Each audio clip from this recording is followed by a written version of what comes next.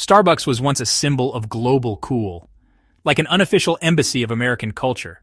But today, if you walk into a cafe in Italy, that Americano you used to know, it's no longer called that. It's now a freedom brew. In France, they call it simply black water. No joke, this isn't clever marketing, it's backlash. Something bigger is simmering beneath the surface. People aren't just rethinking U.S. products. They're rethinking what America has always stood for: freedom, innovation, even quality. So is this just symbolic pettiness? Or are we seeing a real global shift where American influence and its products are quietly being pushed aside? A well-known cafe chain in Milan stopped using the name Americano entirely.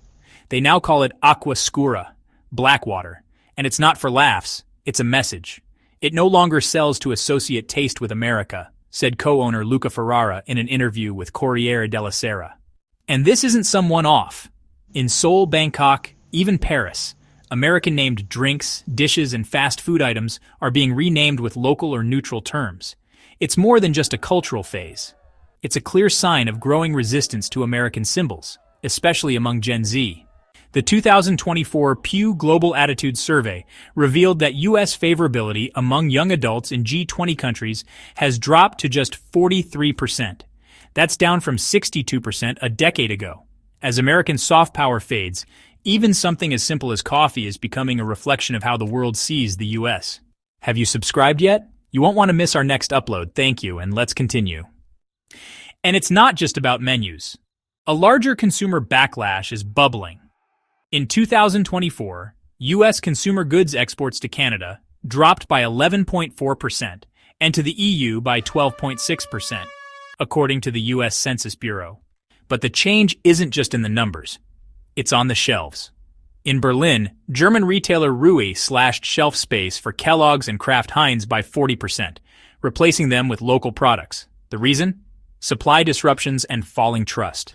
In Canada, grocery giant Loblaw began featuring more European cheeses and condiments instead of American ones, saying shoppers now prefer non-U.S. options. As one Globe and Mail spokesperson put it, these changes aren't always political, they're operational.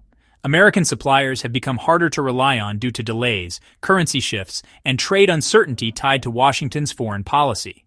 The result? A new way of thinking in the supply chain. America is no longer the first choice, it's the red flag. Trump's tariff policies from 2018 to 2020 and their partial return in 2025 were promoted as pro-worker, but caused long-lasting damage. When aluminum and steel tariffs were reimposed on the EU in early 2025, Germany's Minister for Economic Affairs, Robert Habeck, called them outdated and harmful to Western unity. The EU hit back, reviving old tariffs on Harley-Davidson and Levi's. Bloomberg reported that U.S. exports to the EU in tariff-affected industries fell by $6.4 billion in the first quarter of 2025 compared to the same time the previous year. A European roundtable survey found that 72% of European executives reconsidered U.S. supplier relationships due to constant policy swings. The damage wasn't just financial, it was reputational. Allies began questioning whether U.S. trade policy was about economics or ideology. And when your friends start treating you like a rival, the impact cuts deeper than any tax. In 2024, #boycottUSA trended in over 18 countries. It wasn't sparked by government bans, but by ordinary people. In South Africa, for example, labor unions demanded the cancellation of U.S. defense contracts after Washington criticized Pretoria's position on Ukraine. In India, American fast food giants like Burger King have seen a 22% decline in foot traffic after Prime Minister Modi's nationalist allies ramped up online campaigns criticizing reliance on foreign food brands. Meanwhile, in Turkey, the Confederation of Turkish Trade Unions issued a public appeal in March 2025, urging citizens to stop using U.S. apps in response to drone sales to Greece. These aren't coordinated diplomatic actions. They represent grassroots economic pushback. What's concerning, however, is how quickly this resistance becomes entrenched. Once people shift to alternative brands or platforms, American companies often struggle to win them back. So is this just a temporary backlash, or are we witnessing a deeper shift in global brand loyalties? Tesla's position in the global EV market has sharply declined from a 14% share in 2022 to just 8.5% by early 2025, according to Bloomberg and AFP. In China, the world's largest electric vehicle market, Tesla's sales fell 26% year over year as of March 2025. The Chinese government excluded Tesla from its subsidy programs while heavily backing domestic players like BYD and NEO, who now collectively hold over 35% of the market.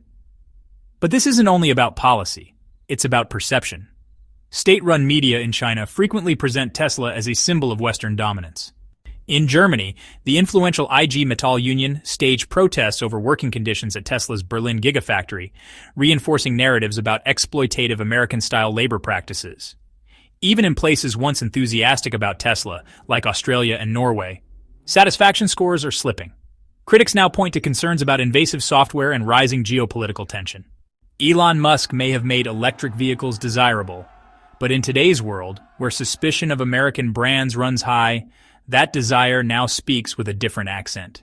In Brazil, Mercado Libre delisted over 800 U.S. products from top search results in 2025, favoring local and Chinese alternatives, according to Reuters. In India, Meesho's new AI algorithm began deprioritizing American electronics in default sort orders. Leaked strategy documents cited political pressure and shipping uncertainties. Over in South Korea, Kang's Q4 2024 vendor update showed a 31% reduction in shelf space for American food and cosmetic brands, replaced mostly by Acon-supplied goods. This shift isn't driven by ideology, it's driven by algorithms. U.S. products, once default options globally, are now flagged as high risk due to tariffs, legal hurdles, and compliance uncertainty. According to Shopify's Global Trends report from March 2025, U.S. merchants experienced a 19% drop in international checkout conversion, largely because of growing regulatory friction across borders.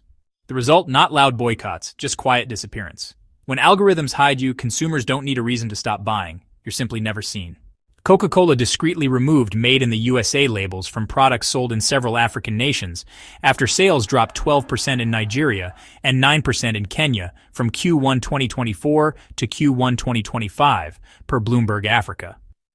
McDonald's, in response to backlash after the Gaza conflict, rebranded 47 franchises in the Middle East under local ownership, following a 37% fall in regional revenue, according to the Wall Street Journal.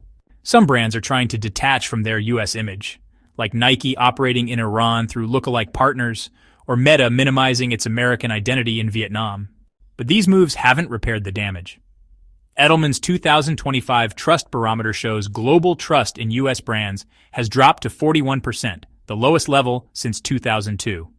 And as Harvard's Benjamin Edelman remarked in a March article for the Financial Times, once trust is broken, it's hard to rebrand.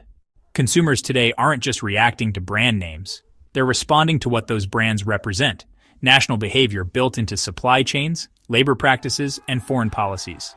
You can change the name on the store, but if the barcode still leads back to the U.S., the product might as well come with a warning label. Global consumer activism has moved beyond street protests. It now shows up in buying habits, and the numbers prove it. In February 2025, Nielsen reported a 16% decline in sales of American packaged goods across Southeast Asia compared to the year before. In France, Carrefour swapped out 120 American-branded products for locally or EU-sourced ones after customer pressure, as confirmed during its March 2025 earnings call. And in Latin America, a Reuters Ipsos poll found that 48% of respondents had deliberately avoided U.S. brands over the past year. This isn't an organized boycott. It's more subtle, a steady erosion. Shoppers today are influenced by more than just price tags. They're reacting to political headlines, international pressure, and corporate behavior. Take Colombia, for example. In March, a viral TikTok trend urged consumers to skip American baby products after leaked reports showed Washington pushing back on local health laws. The campaign worked. Johnson & Johnson's baby care division saw a 19% drop in regional sales that quarter. The battleground has shifted. It's no longer in protests, but in shopping carts. And this new kind of resistance doesn't need to be declared. It spreads quietly through algorithms, emotions, and impulse decisions. What was once a mark of prestige, made in America, is now seen in some regions as a risk factor. According to a 2025 report from the International Chamber of Commerce, 62% of importers across Africa and Southeast Asia flagged U.S. goods as higher risk due to export restrictions, unpredictable tariffs, and intellectual property laws. In Egypt, $15 million worth of U.S. medical device imports were delayed by the Ministry of Health due to licensing issues tied to dual-use tech regulations, as reported by Alaram Weekly. In Vietnam, textile exporters have pulled back from purchasing American machinery after $22 million in shipments were frozen by U.S. Customs over a dispute about trade origin. Even Japan is preparing for the worst. In a March 2025 policy brief, its Ministry of Economy said that buying from the U.S. now requires the same contingency planning as sourcing from countries under sanctions. Even U.S. allies are starting to play it safe. American products are still high quality, said a senior UAE official to The National, but the political risks now grow faster than the value of the product itself. The label might look the same, but its meaning has changed. For many global companies, Made in America now reads as handle with care. So what happens when this quiet consumer rejection leads to financial distancing?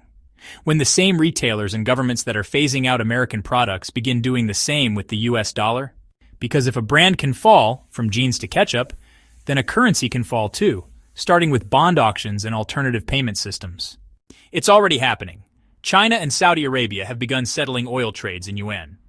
BRICS countries are testing out their own international payment network. And just last month, Brazil's central bank cut its US dollar reserves to the lowest point since 2008, according to the IMF.